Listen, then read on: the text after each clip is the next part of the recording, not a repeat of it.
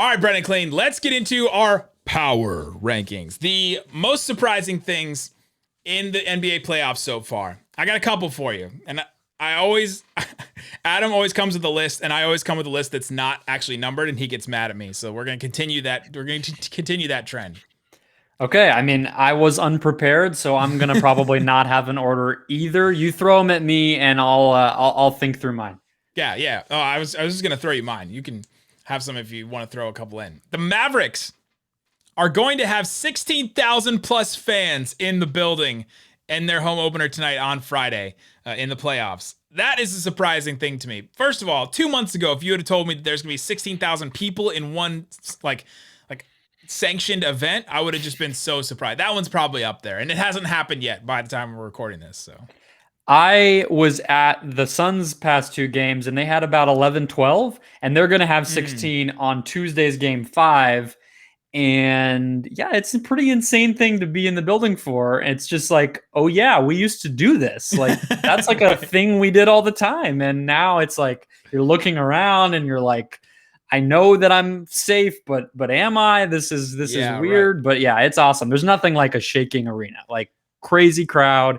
It's the best. I'm excited. I'm glad that Dallas fans get a taste of it.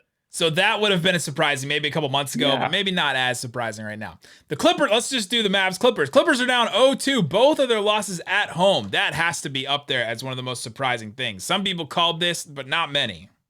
No. I mean, didn't you guys tweet it? One ESPN personality picked Royce Young, Dallas. shout out.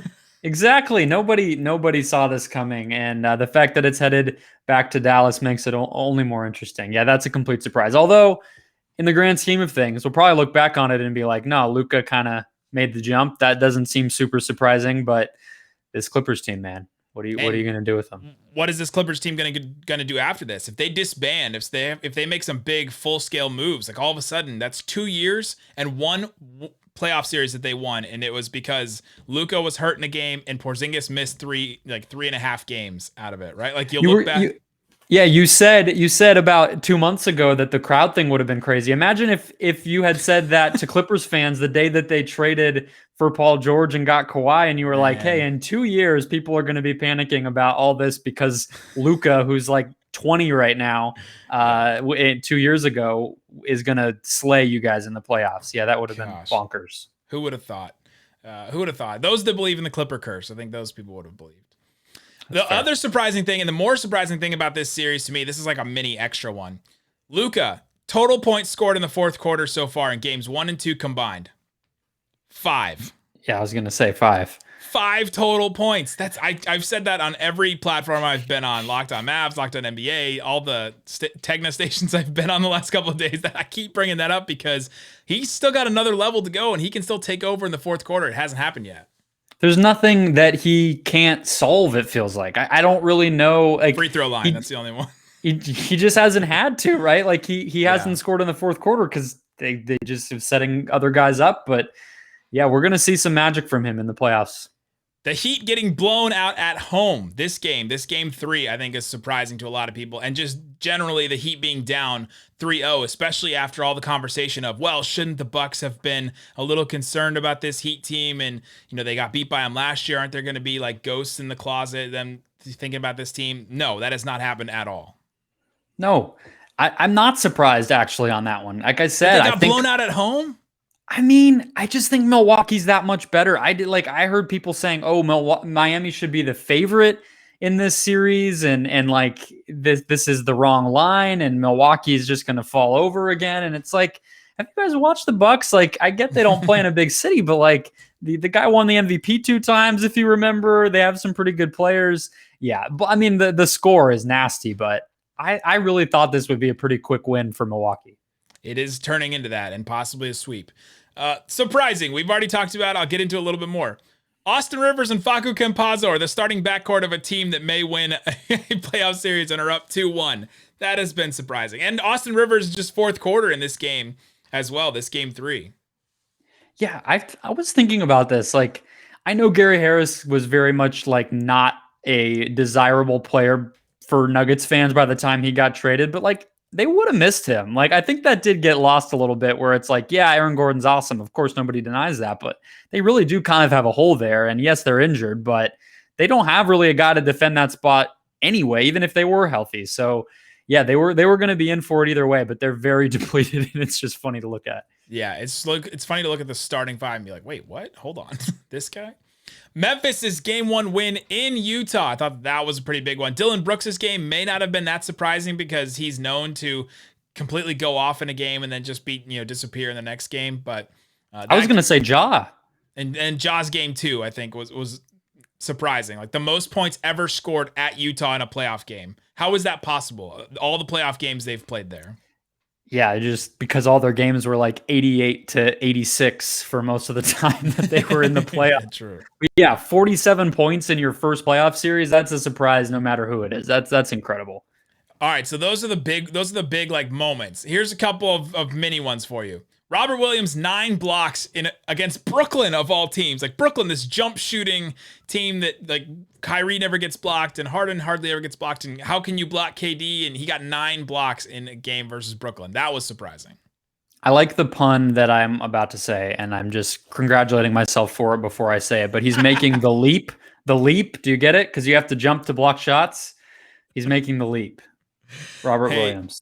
You time lorded all over that one. That was bad.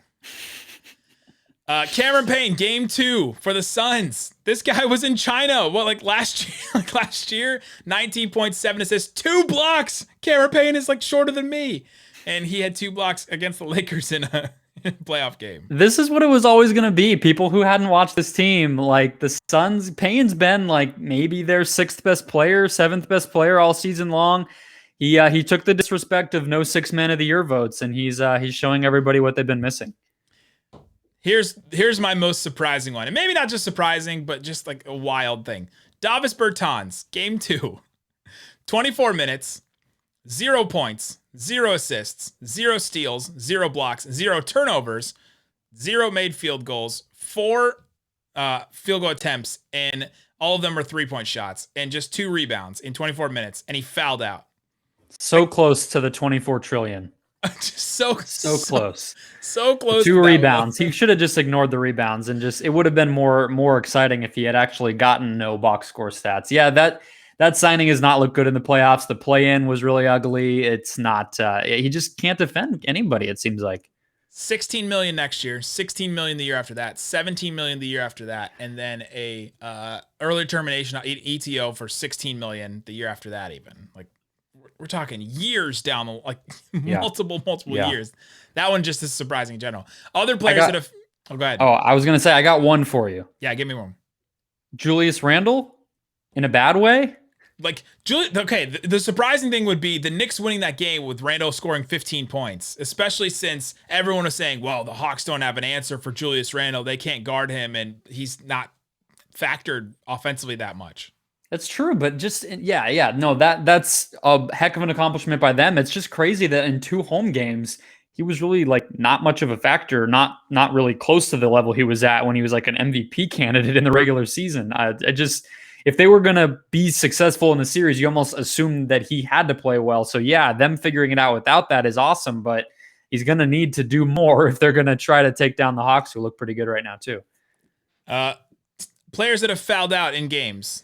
If any of these surprise you, Marcus Morris, Nurkic twice, Cameron Payne, Davis Bertans in that game, Gobert, and Booker. Any of those? None of the. I mean, Bertans getting 6 fouls is just kind of odd. I didn't think he really got involved in enough things for that to happen. The rest of those guys, it's like, yeah, that's exactly like you said. Marcus Morris first, and I just started nodding. Like, yep, that's the okay. We've gotten to the list. Yeah, Marcus Morris's face when he fouled out in game 2 of Clippers and Mavs was amazing. Like chef's kiss. It was great. It was awesome. I don't miss the Marcus Morris experience. I'm sorry, Clippers fans. I do feel bad. It's not ideal. It's not a great way to root for a team.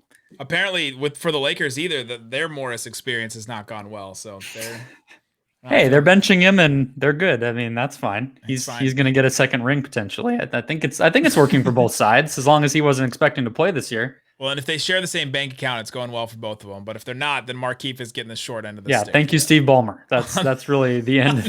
Markieff can just send him a Christmas card or something every year too. This was part of the regular season, but here's my last one. It wouldn't be surprising if you watched this team during the regular season, but if you just tuned in for the playoffs and like just tuned in for free agency and playoffs, Luke Kennard playing 0 minutes and 0 seconds after getting that contract this summer is a surprising thing.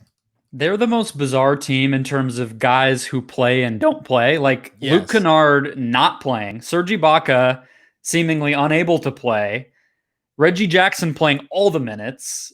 It's there's a lot of stuff going on with the Clippers that I don't understand. There's just some weird stuff. There you go. Go follow Brendon Kleen at BrendonKleen14 on Twitter and go listen to Locked On Suns for all your Suns breakdown. Great stuff. Great guests all the time. Locked On Mavs for me at Nick Van Exit on Twitter. Guys, thanks so much for listening to Locked On NBA. Boom.